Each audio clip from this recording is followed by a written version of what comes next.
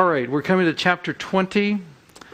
And as I mentioned, the first thing this morning, what is very common throughout Ezekiel, actually it's common throughout the scripture, is, okay, if you didn't get it the first time, let me try again. Okay? And there's repetition. So when we come to chapter 20, we come to a new set of messages in the 7th year, in the 5th month, on the 10th day. Oh, we changed days. Okay?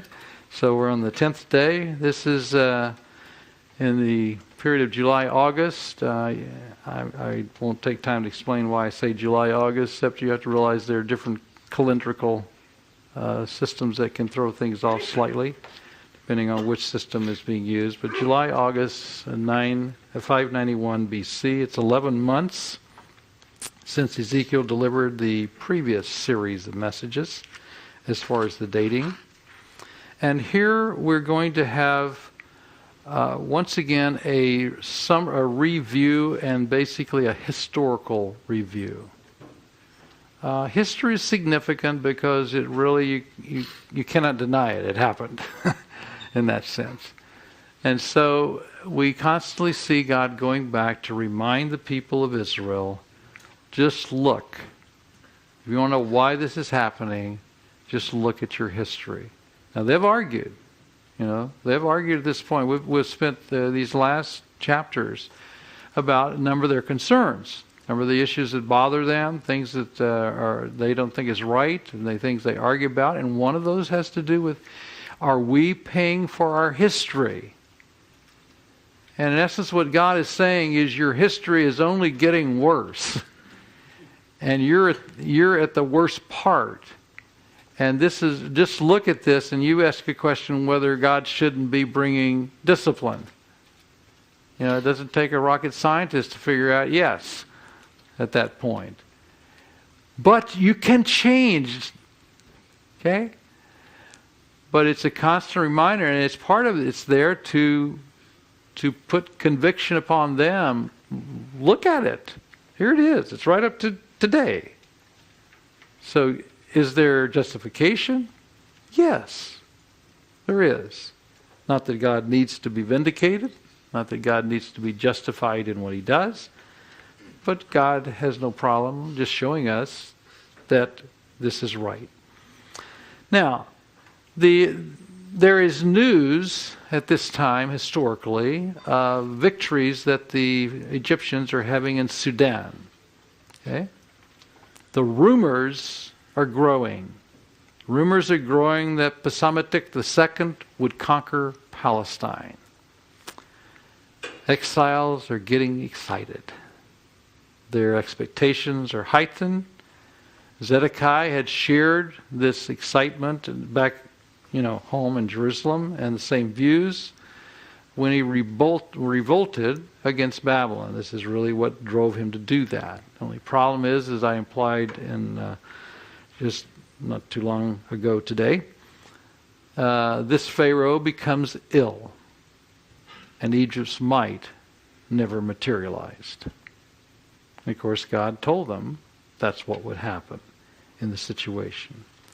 Now we read here that at this time, some of the elders of Israel came to inquire of the Lord, and they sat down in front of me. Now he's still mute. He's still in his home. We do not know the nature of the inquiry. The text does not tell us. Maybe they are asking the question. This is purely speculation on my part. Maybe they're asking the question at this point, would Zedekiah bring freedom from exile? That's been certainly on their heart. They want that, so that would be certainly a legitimate way. And we'd like to ask the Lord how soon it will be before we return to Canaan. Perhaps.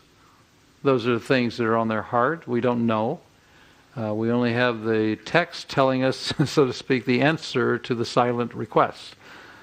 An inquiry here that it was never made on their part. Chapters 20 to 23, which these are given under this at this particular date, is the Lord's, in a sense, response to whatever their unspoken question is, an inquiry. And what he's going to do in his response to them is to once again show them that Israel's history is one of persistent rebellion against God. Okay?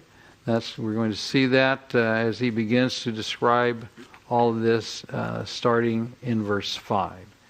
And he begins in 2, the word of the Lord came to me, Son of man, speak to the elders of Israel and say to them, this is what Adonai Yahweh says.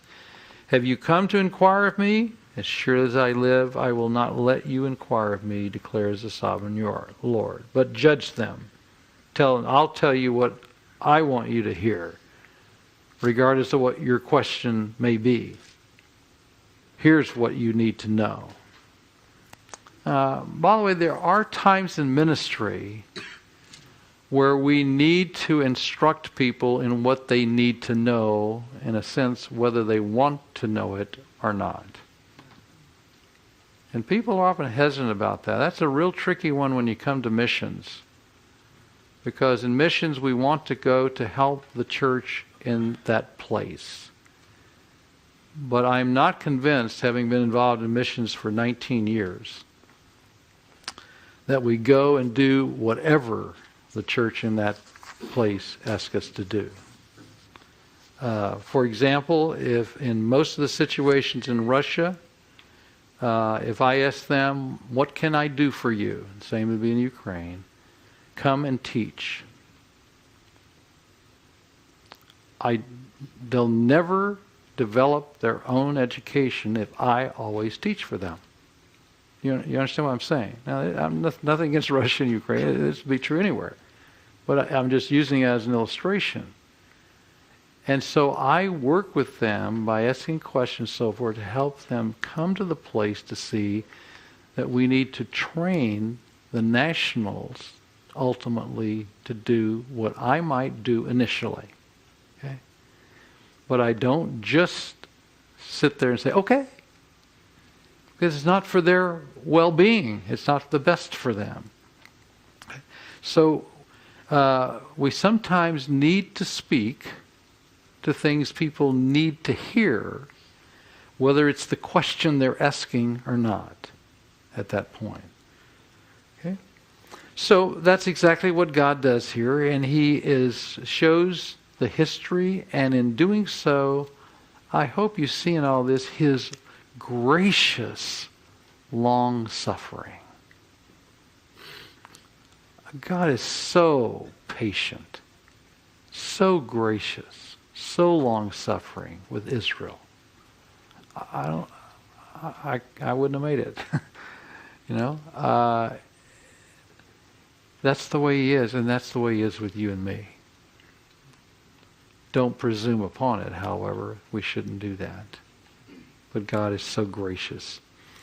So he shows that graciousness. He will point out that Nebuchadnezzar is coming soon, and that it is because of Judah's wickedness, especially her leaders, that her wickedness was full. So we're going to begin in verse 5 with taking different, he's going to talk about the rebellion of Israel at different points in their history. And he's going to start with Egypt. Okay? So if you can put your mind historically, we're not going to deal with any of the history of the patriarchs. Okay? Genesis is out. Okay?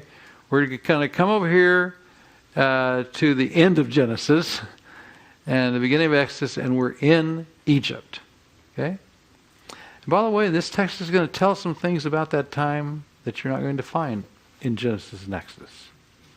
That's again the value of the prophets at times, of the comments, and the input and the insight they will give us on other portions of the Scripture.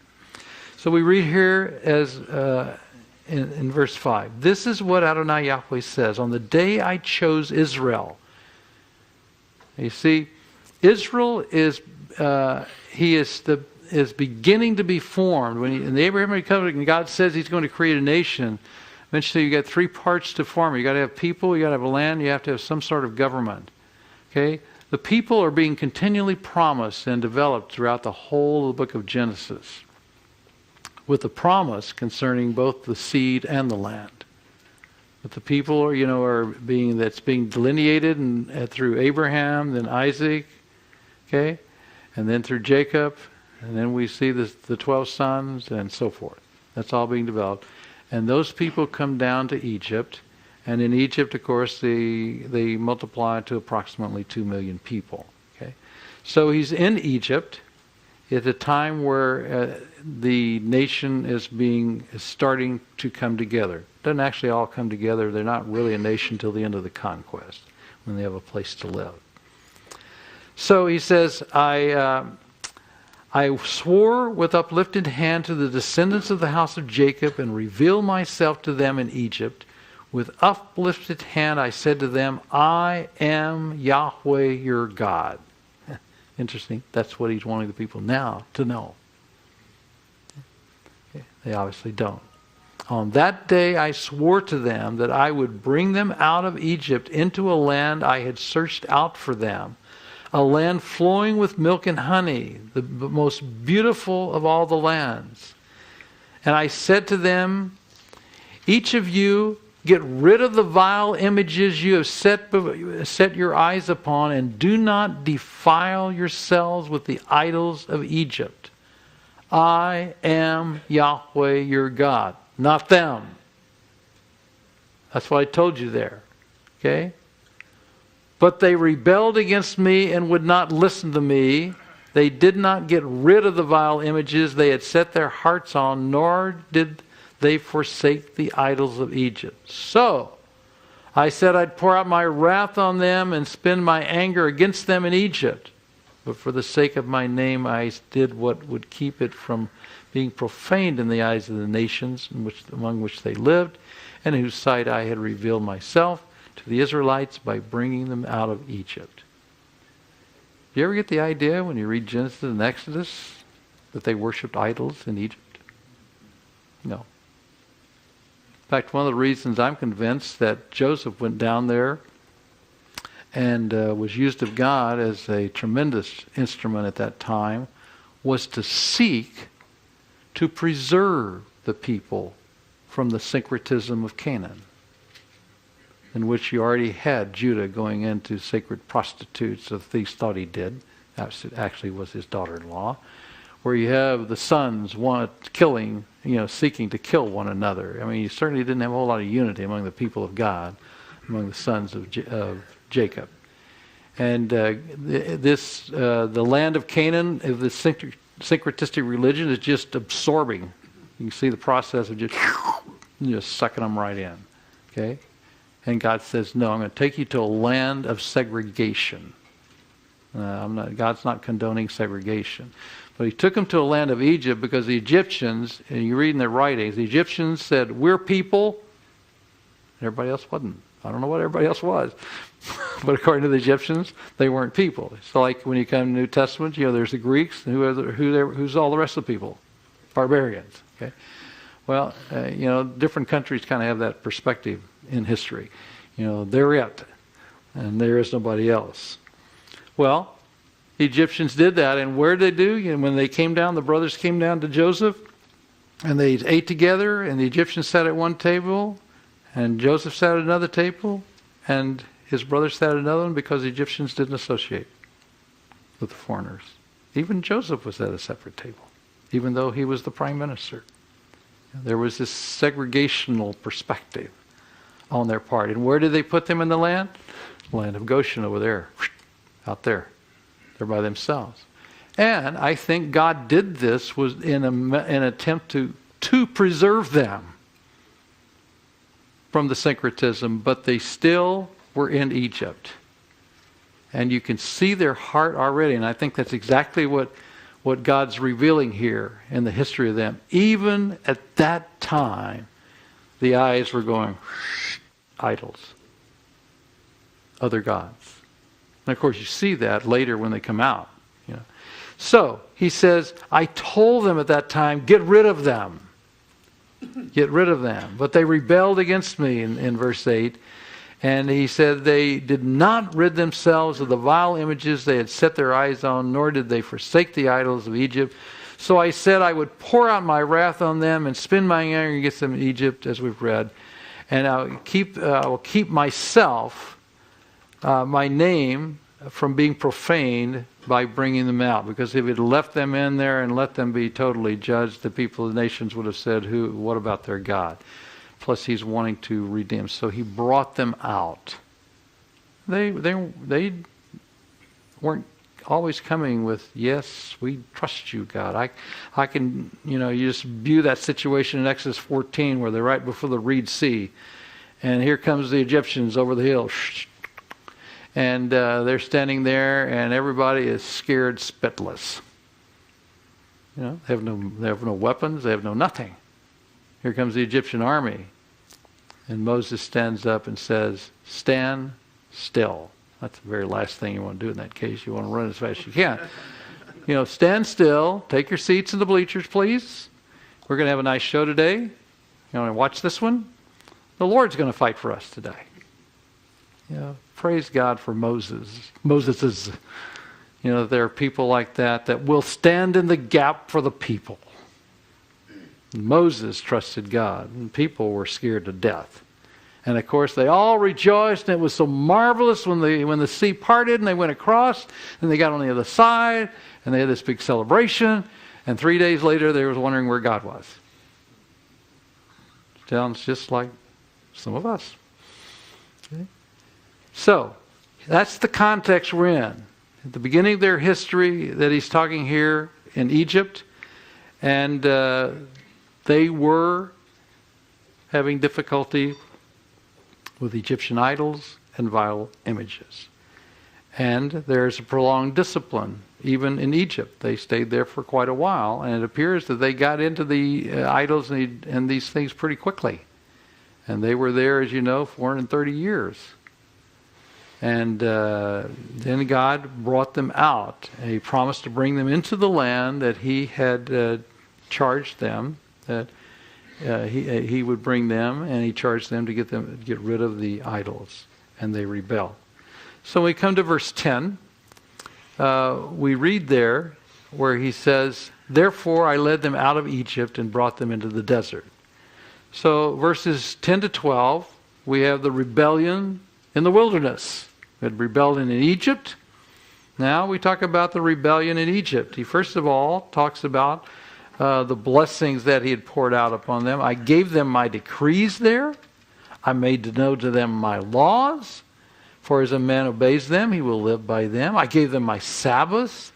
It was a sign between them that they would know that I, Yahweh, made them holy. These are the blessings I gave upon them. I set them all apart. But then we read about the rebellion in verse 13. Yet the people of Israel rebelled against me in the desert. They did not follow my decrees, but rejected my laws. Although the man who obeys them will live by them. And they utterly desecrated my Sabbath. So I said, I will pour out my wrath on them and destroy them in the desert.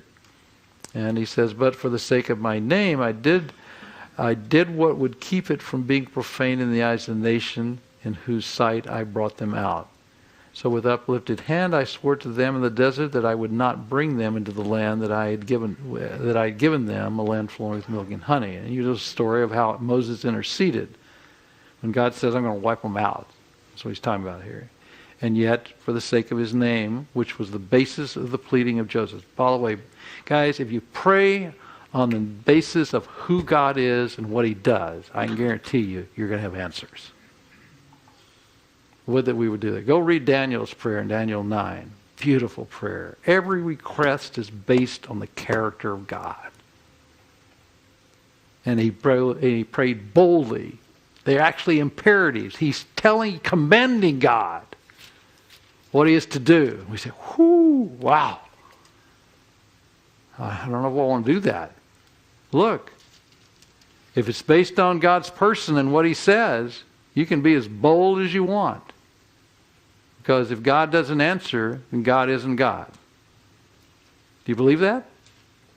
I hope so. I'll tell you, it'll change your prayer life when you pray on the basis of who God is and what he does. And therefore, we see that truth on the part even of Moses. And as a result, instead of wiping them out, that generation did not enter the land. Of course, there was a new generation that came. God in turn sanctified his name. He had resolved to destroy, but he didn't. The new generation, what about them? They didn't follow God either.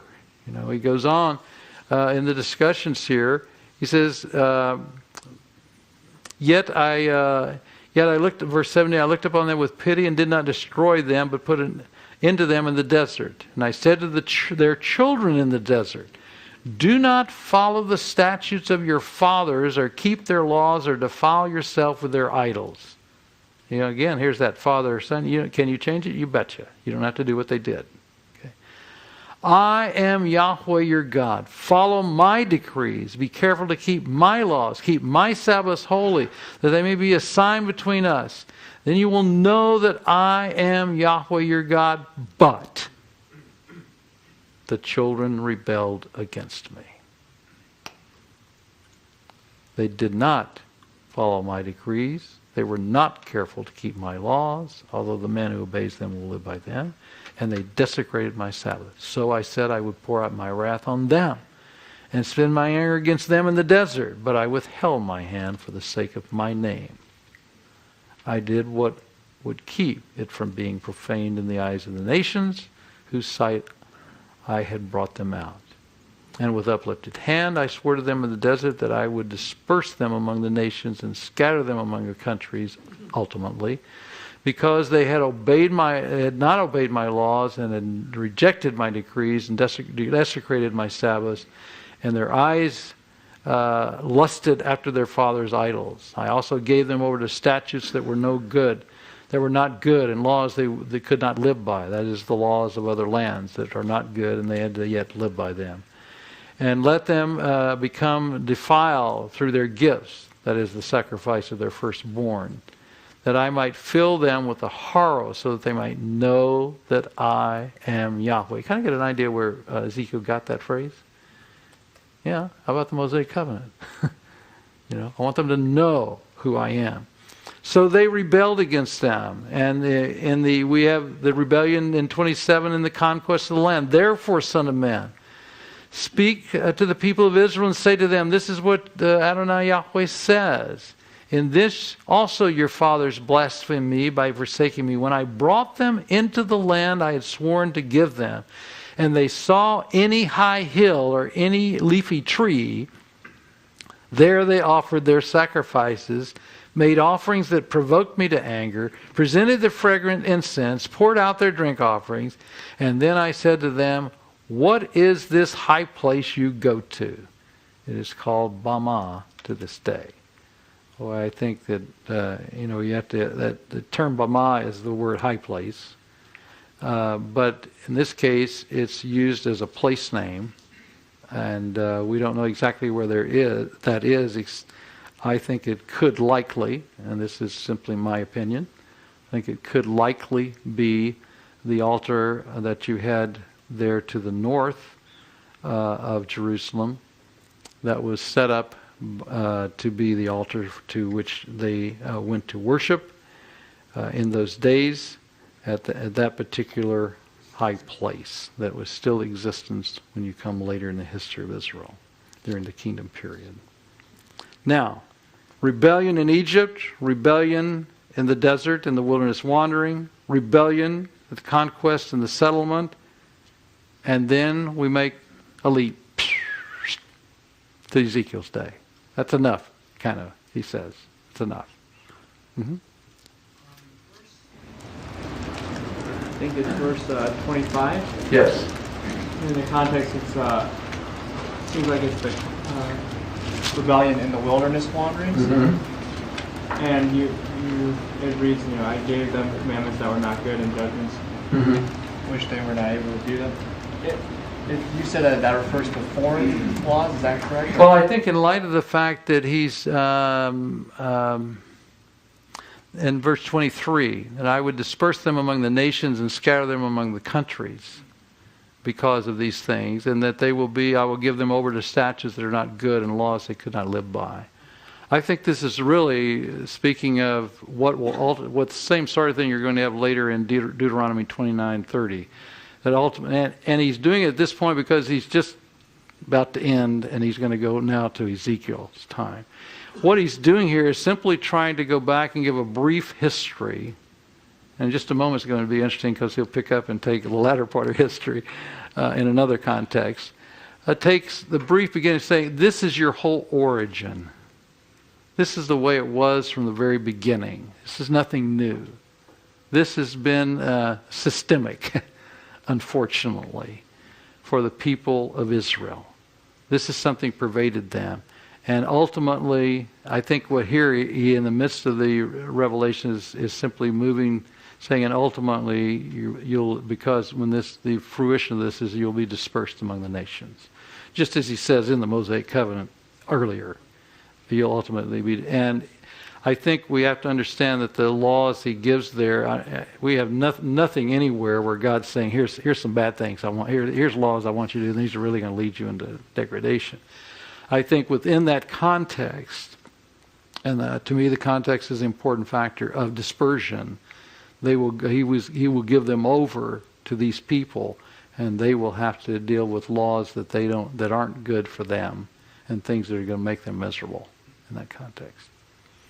So now in 30, he says, therefore, say to the house of Israel, this is what Adonai Yahweh says, will you defile yourselves the way the fathers did and lust after their vile image? So now we're going to make an application. We've seen that. We've seen what happened through the wilderness, through the conquest. Okay, guys, right now, what about you? You going to do the same thing? This is the whole beginning of your people. This is what was systemic among them. What now are you going to do? And so he challenges them. Are you going to rebel? Are you going to defile yourself like your fathers? If so, he would give them, in that sense, God would give them an audience to hear, and he's going to tell them exactly what he wants to tell them at this point. Notice in 32. In 32:37, he says, though Israel desires to be like other idolatrous countries and nations, even though they do that, God still loved them. You say, we want to be like the nations, like the people of the world who serve wood and stone. It's hard to believe they said that, but there it is. But what you have in mind will never happen. Wow, what a statement. As surely as I live, I will rule over you with a mighty and outstretched arm and with outpoured wrath. I will bring you from the nations and gather you from the countries where you have been scattered, with a mighty hand, with an outstretched arm, and with outpoured wrath. This is the restoration. I see he hinted there at the dispersion as he was coming towards the end of the historical accounts of rebellion. And now he's asking them, are you going to do the same thing? I know this is what you want to do. This is in your hearts. That's the question he asks in verse 30. And then in verse 32 he says, you say we want to be like the nations, like the people of the world who serve wood and stone. And God says, that won't happen. You're not going to be like them. That's not what my nation will do. Because I sovereignly will work, and I'm going to purify you. It will be through discipline. It will be through, in that sense of judgment, of discipline. It will be a long, long, hard time. But you will come cleansed, and I will restore you in my power, my mighty hand. I'll bring you into the desert of the nations, and there, face to face, will execute the judgment upon you. As I judged your fathers in the desert, in the land of Egypt, so I will judge you, declares Sovereign Lord. I will take note of you as you pass under my rod, and I will bring you into the bond of the covenant.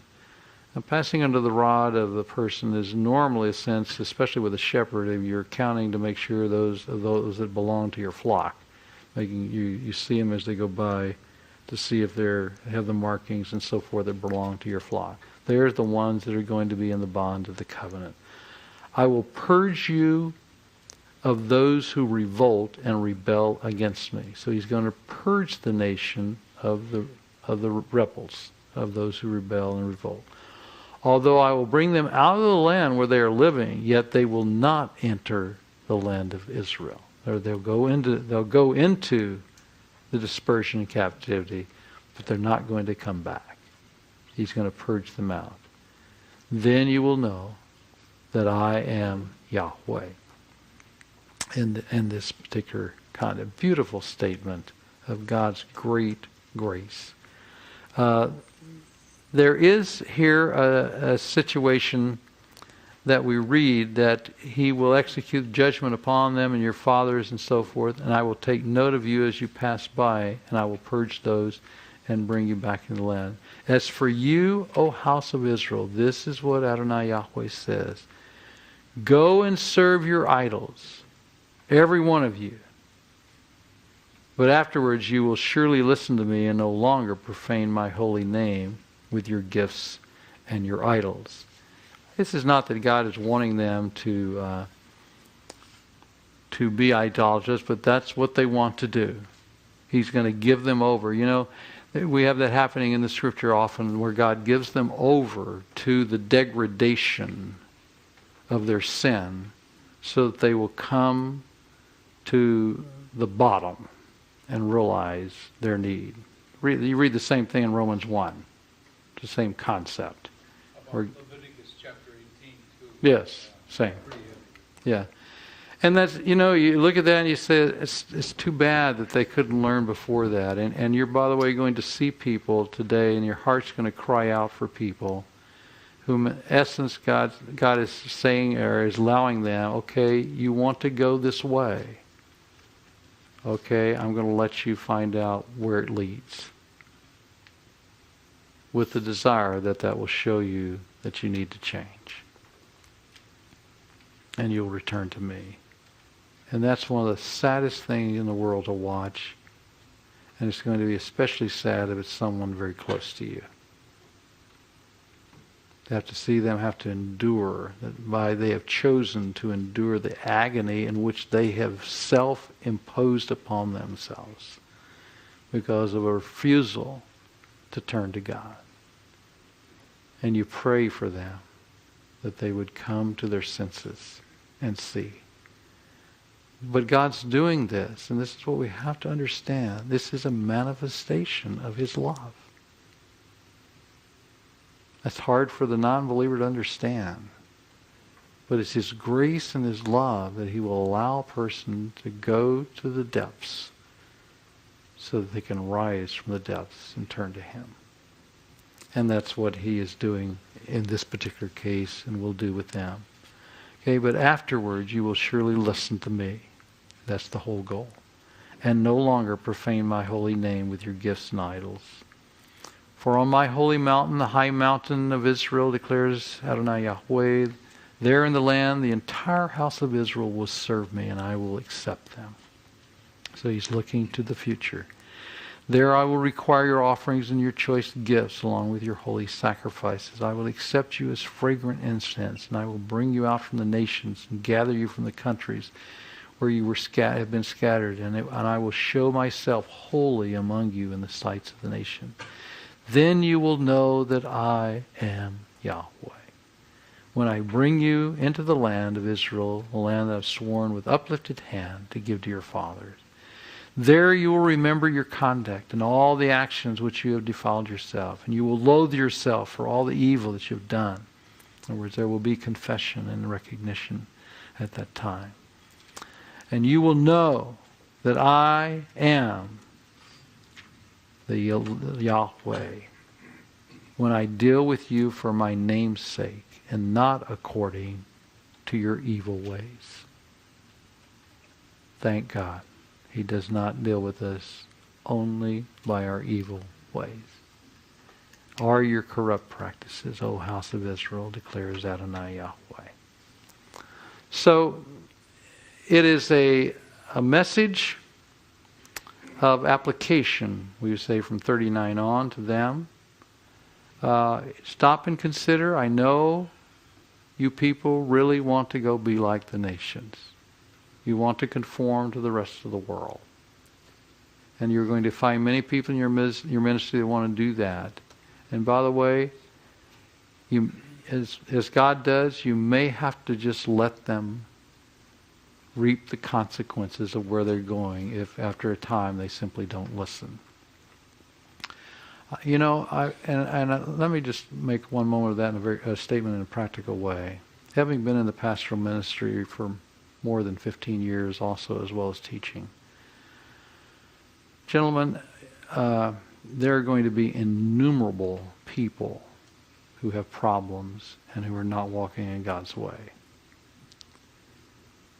The evil one can use them to kill you, to usurp all your time and energies.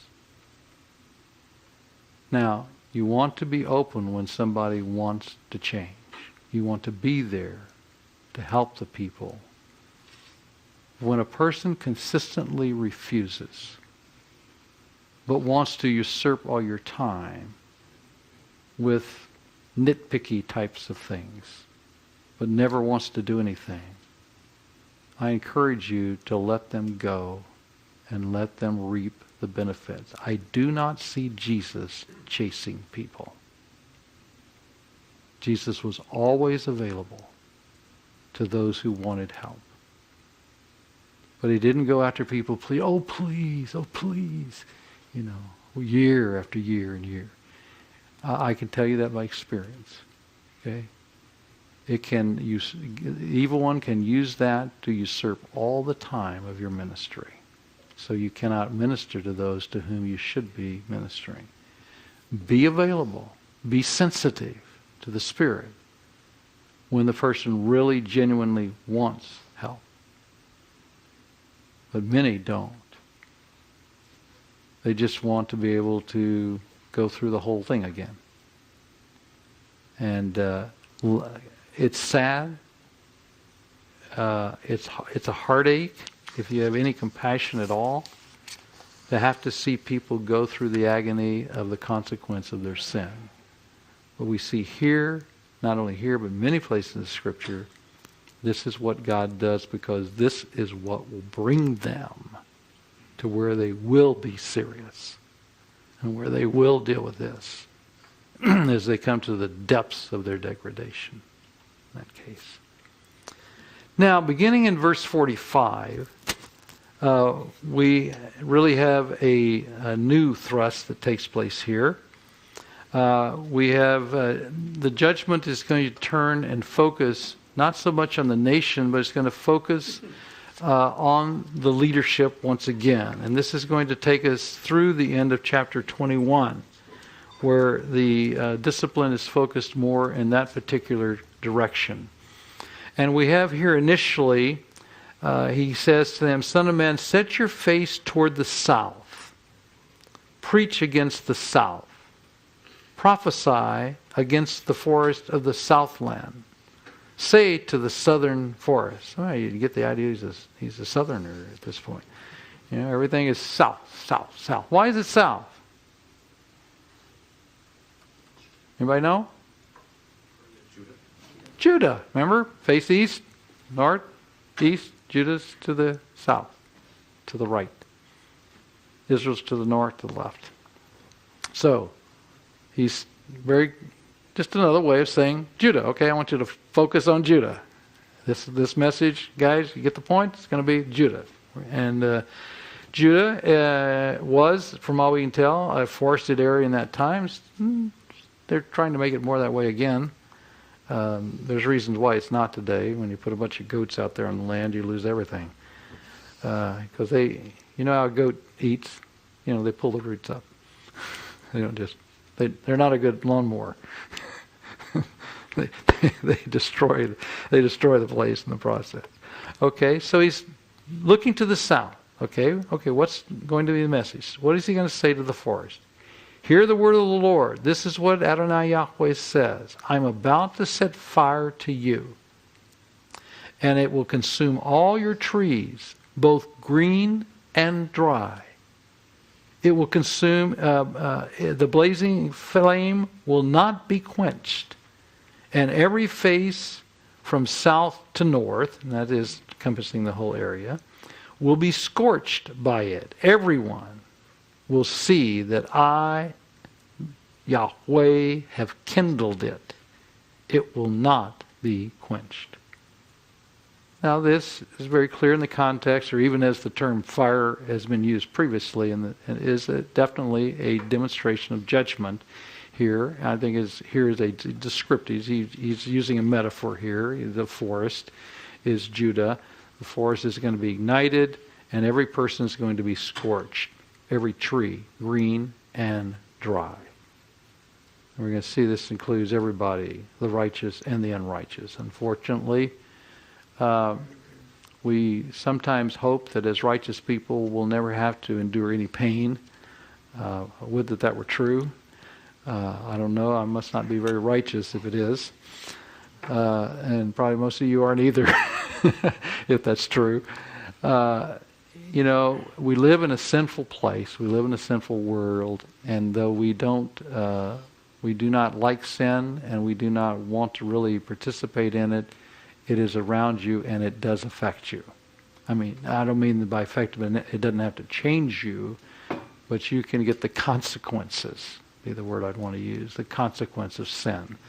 When the person is sinful and gets, supposedly he gets drunk and disobeys the law and goes through a red light and runs into your car and you're injured, you get the consequence of sin.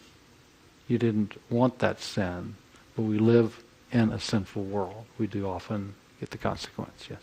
Do you see any reference here literally to Nebuchadnezzar using all the trees to burn down the wall of Jerusalem? I don't hear necessarily. Obviously, he did have to use something to ignite the city and burning, even as the Romans had to do later.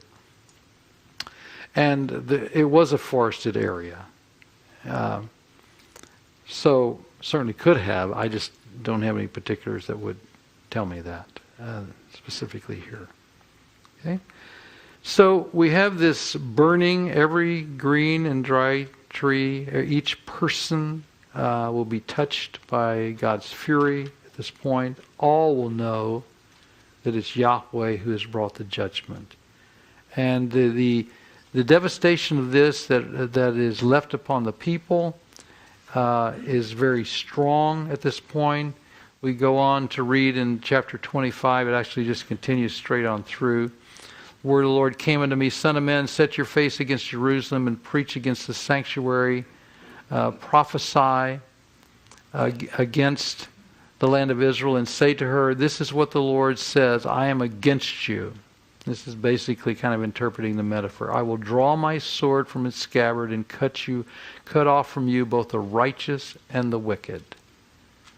Because I am going to cut off the righteous and the wicked, my sword will be unsheathed against everyone from south to north. See, he's using the same south to north, every person.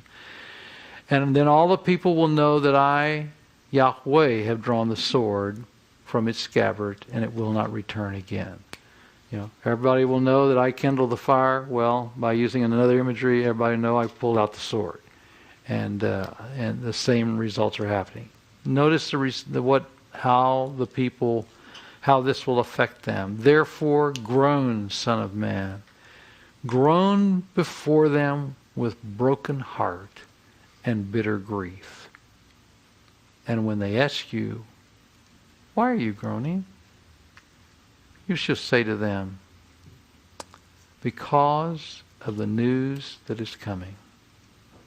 Every heart will melt and every hand go limp. Every spirit will become faint.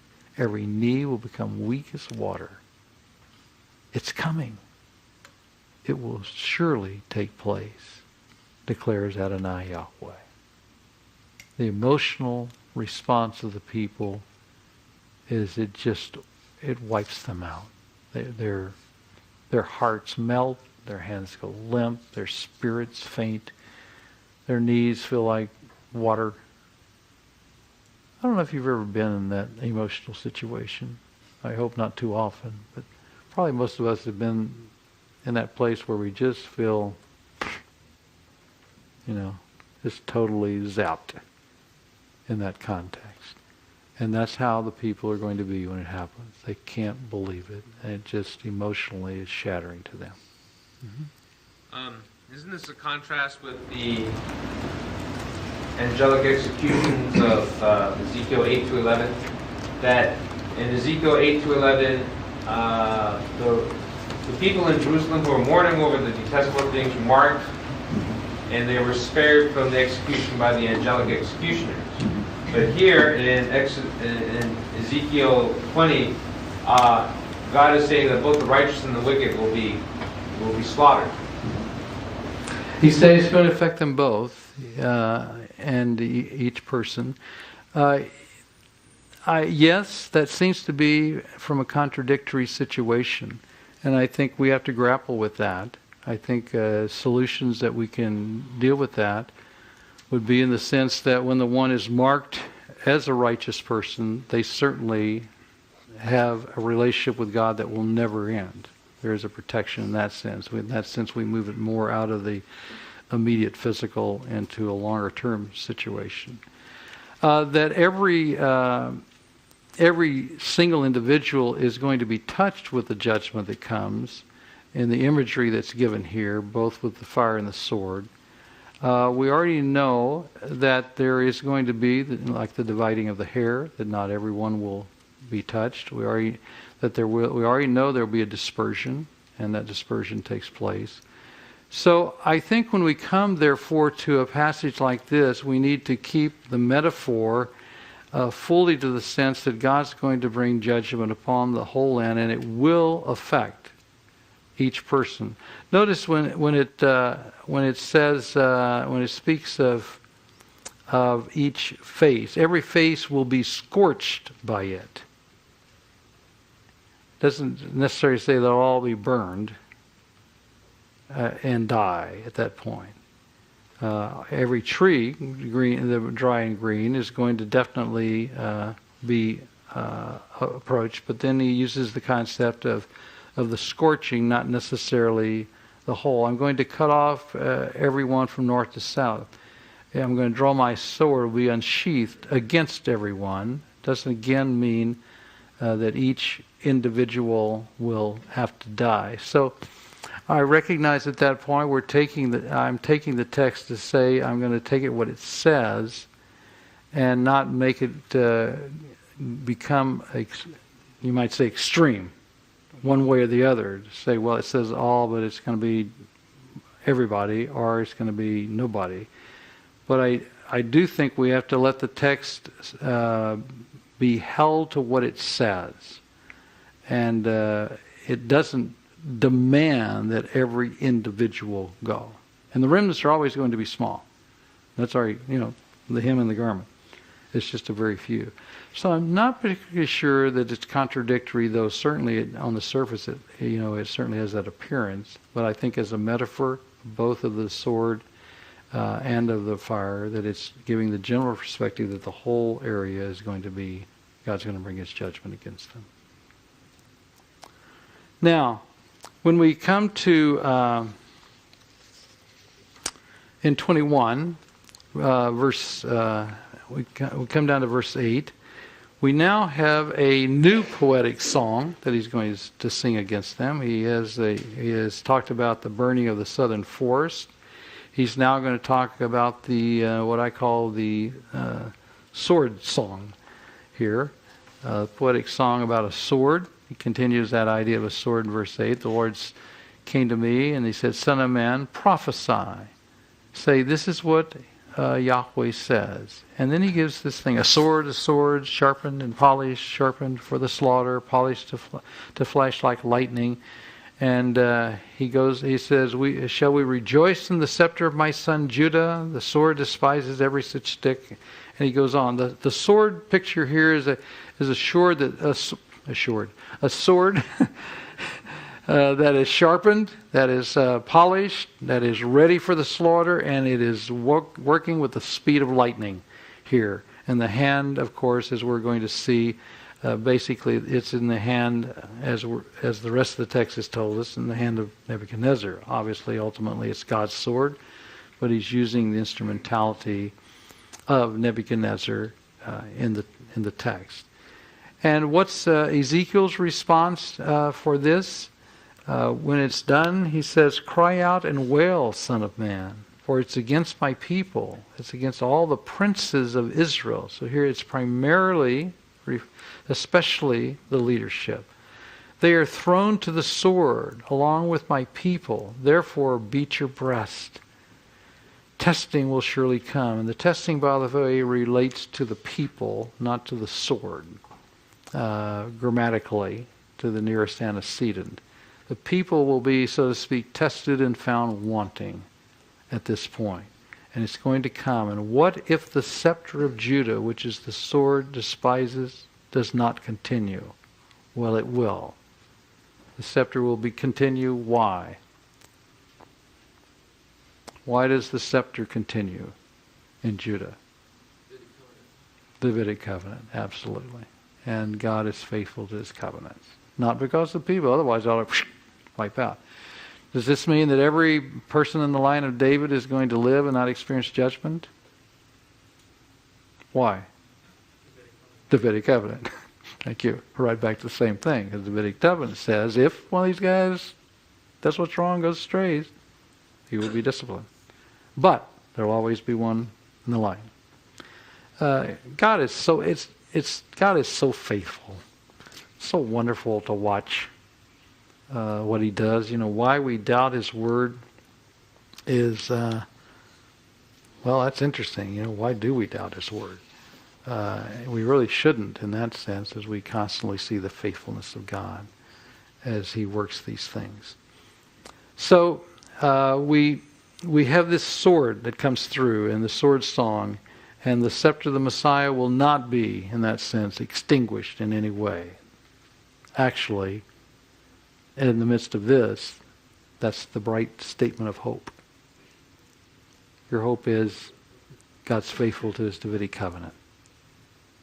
The scepter will be there. Messiah will be there. That's your only hope in the process. And so in verse 14, "Son of man, strike your hands together." That is applaud, please. Okay? "Let the sword strike your hands together, and let the sword strike twice, even 3 times." Now again, this is the multiplicity, means the thing increases. It's even more than one. It's coming with all of its what you can do 2 and 3 times as much as what the sword might normally do in its context. Ezekiel's clapping his hands with approval of the judgment, it appears. I don't think he's sitting there saying, "Oh boy, this is great. I couldn't wait till they got zapped." We've already seen he's crying out more than once. We already had Ezekiel, weeping and wailing, and this is a concern to him. So it's not that. It's a sense of clapping with approval, but with scorn and with contempt for the iniquity that is there. In verse 14, he says, "Let it strike 2 or 3 times at the sword of slaughter, the sword of great slaughter, closing in on them from every side. So that hearts may melt and the fallen may be many. I stationed the sword for slaughter at all their gates. Oh, it was made to flash like lightning, its grasp for slaughter. The sword is to slash to the right and to the left, wherever your blade is turned. I too will strike with my hands together, and my wrath will subside. I, Yahweh, have spoken." Verse 17 makes it very clear that really ultimately the sword is in the hand of God. It's his judgment, though he uses those like Nebuchadnezzar. Now, the judgment is very imminent as we come to verses 18 to 27 in Ezekiel 21. The sword song is now integrated with a reinforced symbolic action that takes place.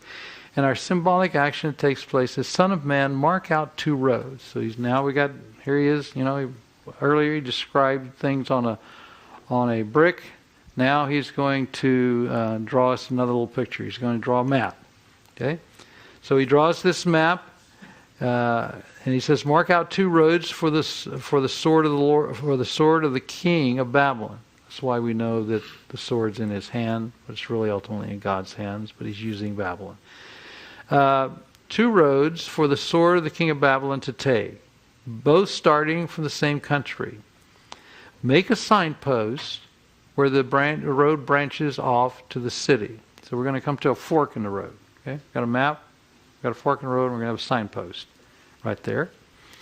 Okay, what happens at the signpost? Mark out one road for the sword to come against Rabbah of the Ammonites.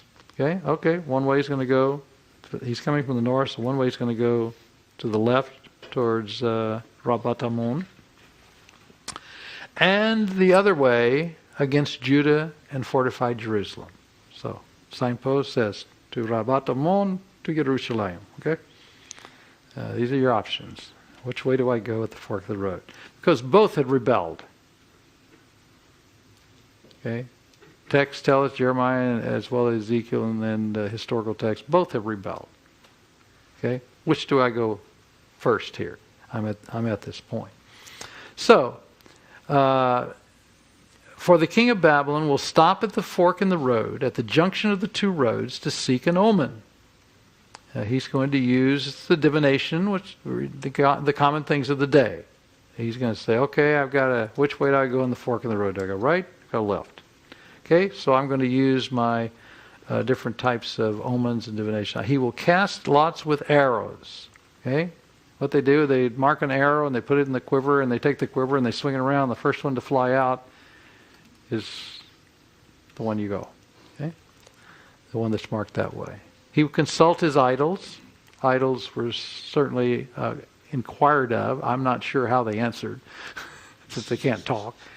But anyhow, they were inquired of to find. And he will examine the liver. Now, when they examine livers, they look for different markings and for different colorations on them. This was a very common part of their seeking to know things.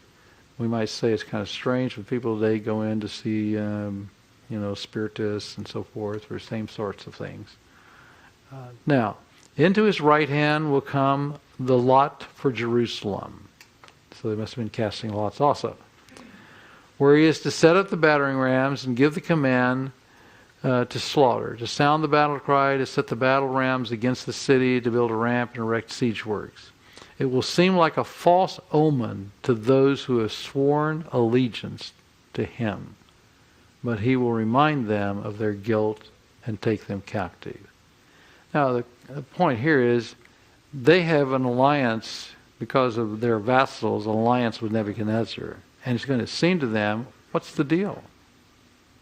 Hey, man, we signed on the dotted line here, in our treaty agreement.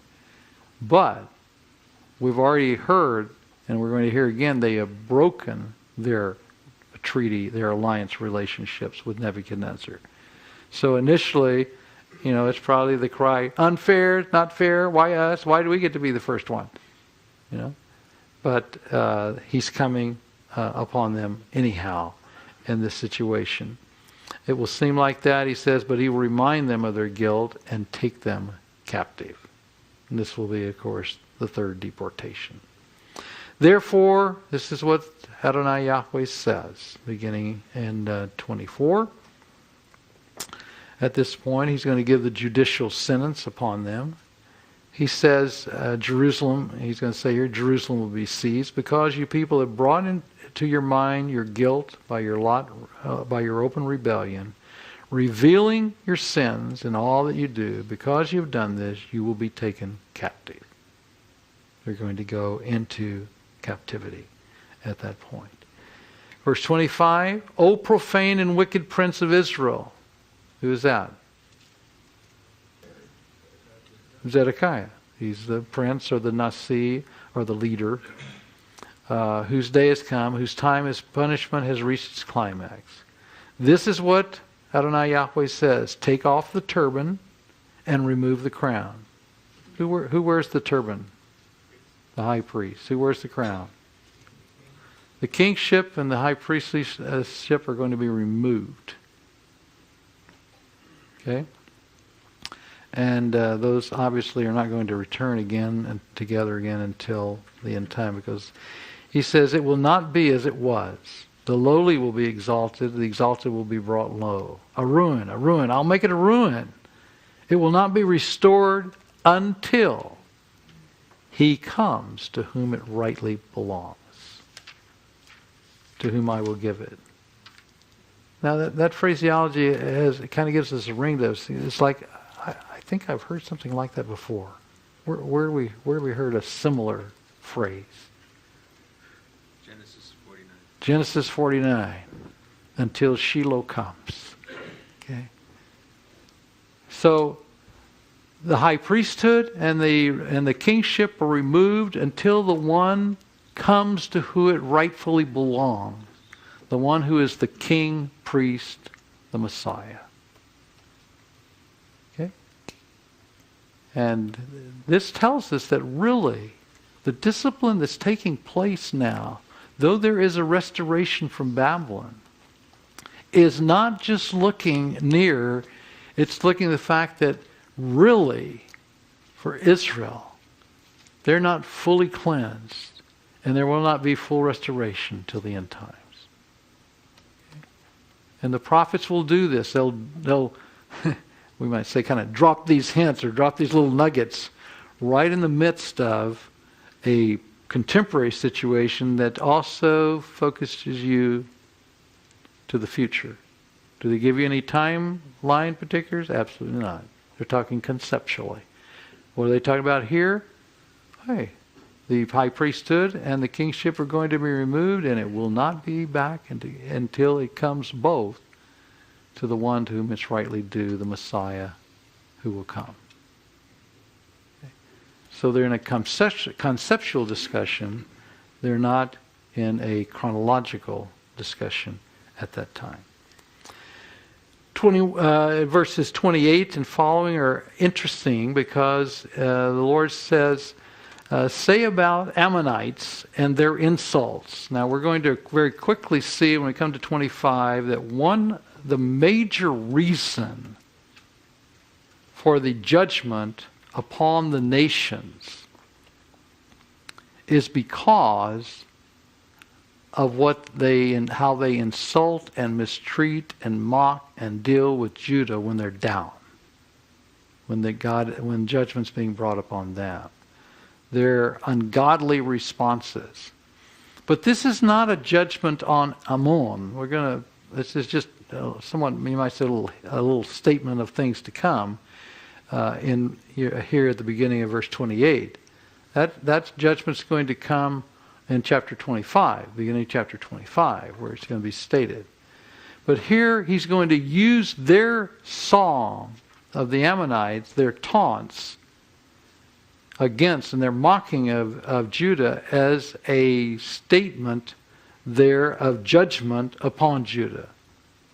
And that's what he does in those final verses there. The song is speaking of the sword that will come and the conclusion that will come. And says it's a sword. It's drawn for slaughter. It's kind of a repetition of what we've already had of the sword song. But it's being sung by Ammon in reference to, in a proper sense, the judgment that will come upon Judah. Verse 30, return the sword to its scabbard in the place where you were created. Now, who's got the scabbard here that's actually initiating this? Who's actually executing this? Nebuchadnezzar, Babylon. So we're going to, when this is done, it's going to be returned to the scabbard in the place where it's created in the land of your ancestry, and I will judge you. Who's you? Well, it's Nebuchadnezzar. I'm going to judge you. Ezekiel talks about judgments of the nations, but he does not talk in detail about Babylon. But here's the glimpse. Babylon, you also, when this is all over, you also will be judged. Now, we have those statements in Isaiah and we have them in Jeremiah that talk about the judgment quite much more extensively about Babylon. Ezekiel really doesn't deal with that at all because, and interestingly, in the statement upon the foreign nations, that's not his emphasis. But we do have these little glimpses every once in a while that are there on his part. I will pour out my wrath upon you and breathe out my fury against you, and I will hand you over to brutal men and men skilled in destruction. You'll be fuel for the fire, and your blood will be shed in your land, and you will be remembered no more, for I, the Lord, have spoken. Now, we come to 22. And we're still dealing with the issue of judgment's coming and why it's coming. And I don't know about you, about this time I start getting tired of this. Oh, come on, Ezekiel. You know, how many times we got to go over this again? You know, I think I hope we're getting it in the process. You got a question? Before we got too far down the road, I just wanted to go back to verse 20. Yeah, which road? Before. I'm sorry. Verse 27. Yeah. This promise of the restoration of the king and priest in Israel when the Messiah comes. Of course, Messiah has come, but the king and priest has not been restored to Israel. So how much can we make of this verse with regard to God's promises to Israel of restoration in the millennium when Christ returns the second time, as compared to those who believe Israel and the church are the same, and there is no promise to Israel any longer? Well, the fact that in his first advent we do not have him executing in the prophetic way his kingly rule nor his full priestly role, I think we have to say that this points out very clearly something we don't have in the Old Testament, and that is that we have a first and second advent. That's very clear when we come to the New Testament. So this is further revelation. I don't think it therefore takes away from the truth of the fact that he will receive this and it will not be restored to him, because it isn't until he comes at the second coming. That doesn't do away with the fact of his first advent. That point. I think here we have simply further revelation on that point. That's the way I would approach that matter. Okay, as we come to 22, I hope you've also seen, and this chapter will probably work as much as any on this fact, is that the abominations of the nation, they're basically, let me go back and say, the judgment is because they have disobeyed the Mosaic covenant, their constitution. The judgment that is brought upon them, the discipline, are those which are mentioned in the Mosaic covenant. Nothing new in that sense, really. It's just explaining kind of how and how it's going to be executed and so forth, and reiterating to the people the truth of what God's already told them about how they should live righteously, and what unrighteous living is, and that they have been living unrighteously. And therefore, the discipline comes. He does stress, and we've seen that periodically over and over again, that those that are most accountable are constantly mentioned as being those that give leadership, are the leaders. And as I've said to you again, I think this points to the importance of leadership. I mean, you can go throughout the whole Scripture. That's another interesting study. Study the concept of leadership from the point of view of what God says and thinks about leaders. I think it will have a great effect upon your own personal life if you do that. Read about how they're evaluated in the books of Kings. What are the standards of evaluation? Actually, the standards go back to Deuteronomy 17. So we can't get away from the Mosaic covenant. See, go back to Deuteronomy 17, and the standards there, which are spiritual standards. Okay, we evaluated all leadership that way, and we need to evaluate our own leadership in that way if God places us in a leadership place. But Ezekiel makes it clear that the leaders, the contemporary leaders, the leaders throughout, are a responsible group, not that the rest of the nation gets off the hook because they shouldn't have followed. Okay? But the leaders have led them astray. So we have judgment messages that are given here, and as we begin in 22 and verse 3, we have an accusation that is given that continues on for some time, and I think is very instructive. And in 3, he says, O city that brings on herself doom by shedding blood in her midst and defiles herself by making idols. By the way, please note that idolatry, religious apostasy, almost invariably throughout Ezekiel and many texts results in violence and bloodshed. There's relationships there. And that's not something I don't think the world would normally think of, but if you move away from God, there's going to be violence and there's going to be bloodshed. We have this dear lady, I think I mentioned earlier in the week, in Moscow, whose father was a confidant to Stalin, who has become a believer, exciting believer. And she's the one that said to us, God, our hearts were turned away from the character of God for 70 years, and we're now reaping the consequence in that. And in that situation, we see that the turmoil and the degradation that takes place. I see that in Moscow every day. You don't read about it in the papers here, but we have assassinations that take place in Moscow almost daily. There's a lot of bloodshed. It's not in the papers there. It's not in the papers here. Well, it is in the papers there every once in a while. And that's the people of all stratas. You can have a dear woman of that in the Bolshoi that has come to Christ, and her husband. This now was about 5 years ago. He owned a building. And when people came and wanted to purchase the building from him, he didn't want to sell the building. So they roughed him up a bit. He still didn't want to sell the building, so they simply eliminated him. Now I realize things like that go on here also. But it's the result of spiritual moving away from God. The effect ends up in violence and bloodshed regardless of where you are. These are just some examples. It's true throughout the world. And I don't think we often, certainly the world doesn't make this connection at all of the relationship between the two that take place.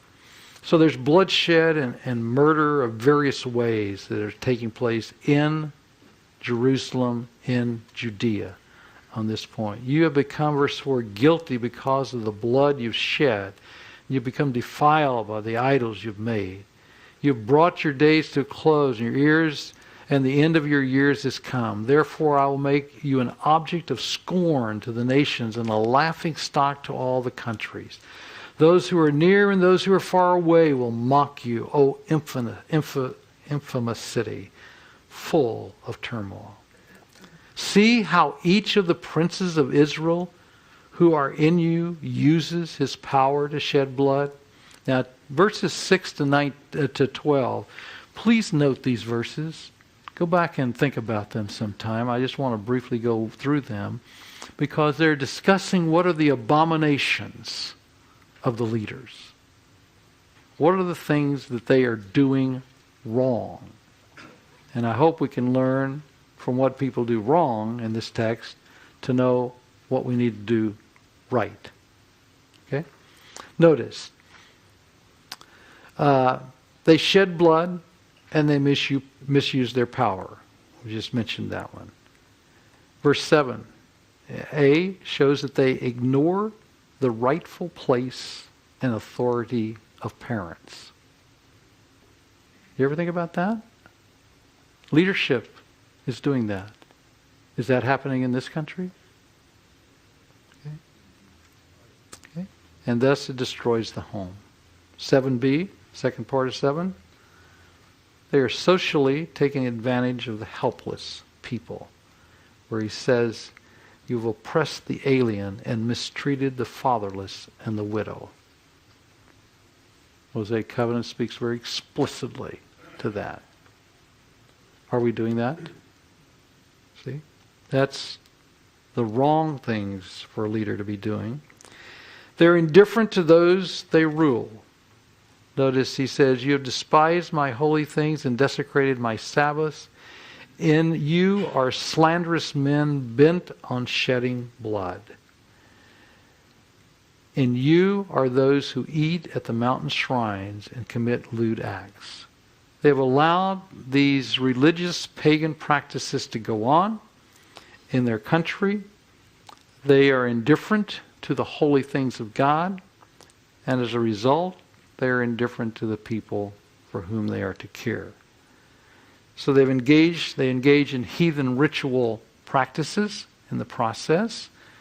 In the latter part of, we also, slanderous men is, could be rendered for us, they're informers who carry out the premeditated murders within the country that takes place. The end of verse 9, you commit lewd acts. In you are those who dishonor their father's bed. In you are those who violate women during their period when they are ceremonially unclean. In you, one man commits detestable offense with his neighbor's wife, and another shamefully defiles his daughter-in-law, and another violates his sister, his own father's daughter. Well, these guys are also involved in sexual sins as leaders. It's part of what it... And men, be on the guard and have other men that will help you to accountability in that. Boy, and don't ever come to Russia without your wife. Let me just tell you something that was in the newspaper in Moscow. I'll tell you why I said that. About a year and a half ago, there was an article on the survey they did with young teenage girls in Moscow. Okay, asking them, what is your future vocational desire? 70% had as a vocational desire to be a mistress to an expat. That's mind-blowing. It's an aggressive sexual attack in that city, and I tell you, I've seen many men fall. Okay, I'm glad that that's not necessarily the aggressiveness that we have in some cities, but it is aggressive here also. And be on guard. Find men to hold you accountable. That when you're going places alone, go with some other men, or take all precautions you can. No one says, "Well, it'll never happen to me." At that point, you're in real trouble if you think it won't. But here, I'm talking that because these are leaders. Look at what they're doing. Their sexual sins here. It's an area that they were being ruined in their context. They are prospering for unprofitable. Look, in 11, in one man, pardon me, not 11, in 12, you accept bribes to shed blood. You take usury and excessive interest to make unjust gains from your neighbors by extortion. They're out for unjust gain in the whole process. How does all this add up? How do you summarize it? You have forgotten me. Okay? So, what he says, God gives his verdict. He will vent his fury upon them in dispersion. God himself claps his hands in disapproval, and at this point they are going to be brought to verdict because of their dishonest gain for their murder. There will be dispersion, there will be cleansing, and there will be the whole purpose that they will know Yahweh. So he's again pointing out it's the leaders that have modeled for the people. And of course, you know in the scripture that as elders we are to be examples and models, that we're in that position of a leadership within the church. Leaders are to be models. You will model. Do you hear what I said? You will model, whether you like it or not. The question is, what are we modeling at that point? And people are looking. They're looking at your life. You live in glass houses. People listen to things. They watch things. We have people in Moscow who come and they say to their friends, their Russian friends, I noticed that you all are married and you still love each other. Can we come to this thing? You have something you call a Bible study, and where couples are. Can we just come to see people that still love each other and they're together for more than 2 years? Well, of course, too bad. When they come, they're now made connection. They're on their journeys. They'll come to Christ pretty soon. That's the exciting thing, because the main thing in evangelism is making the contact, guys. And then it's they're on their journey, and you get to watch that. Same thing happened with a woman, one of the new Russian, one of those the more wealthy Russians today. For 2 months, watched one of the women in our church in a park. And she came up to her one day and says, I've been watching you for 2 months, how you work with your children. And I've never seen anything like it. Can I just come to your home and observe what you do? Looking for models. They're watching. What are they seeing in our lives, guys? What are they seeing in our families? We are witnessing. We could say this, there'd be, I'm sure, hundreds of stories like that here. People are just watching. They're looking for the model. There's a void, as he goes on to conclude this chapter, of righteous leaders here. There's a failure in Judah's society, especially with their leaders. Verse 24, as we come here, he says, Son of man, say to the land, you are a land that has had no rain or showers in the day of wrath. There is a conspiracy of her princes within her, like a roaring lion tearing its prey. They devour people. They take treasures and precious things and make many widows within her. That's because the husbands are killed. Her priests do violence to my law and profane my holy things. They do not distinguish between the holy and the common. They teach that there's no difference between the clean and the unclean. And they shut their eyes to keeping my Sabbaths. So I am profaned among them. You see, he's talking to them here about their description. And there are here, in this case, leaders. Actually, the Hebrew text, it's a problem here, whether it's prophets initially or princes that are being talked to, as we come in verse 25. And when it says their conspiracy of her princes, later they talk about prophets, so some would take this as being leaders or princes, but to do so we would have to change the text. So there's no problem with leaving this at prophets. They're like roaring lions that are tearing prey and devouring people and so forth. Many people are made widows. What do the priests do? Notice the priests violate the Mosaic covenant. They fail to observe or teach the observance between what's holy and what is profane. They disregard the Sabbaths. They give poor instruction. And what they give is given for monetary gain. It can be for profits. I hope that's not what we do in the ministry. Her prophets, 28, whitewash these deeds for them by false visions and lying divinations. We've already learned about the whitewashing. Make it all look good by saying the things they want to hear and the visions that they make up in their mind, the false visions and the lying divinations. And they say, this is what Adonai Yahweh says, when Yahweh has not spoken. The people of the land practice extortion and commit robbery. They oppress the poor and the needy and mistreat the aliens, denying them justice. And that's something, by the way, the prophets talk about greatly. The denial of justice to people in the land. So he says, I looked for a man among them who would build up the wall and stand before me in the gap on behalf of my people, on behalf of the land, so that I would not have to destroy it. But I found none. There are no leaders. There are no righteous leaders. There's no one here as a leader who will protect the people. Gentlemen, I hope you will be leaders who will protect your people.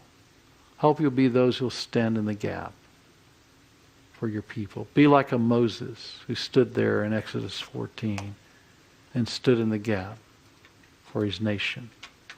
Unfortunately, at Ezekiel's time, there were no leaders. None for them.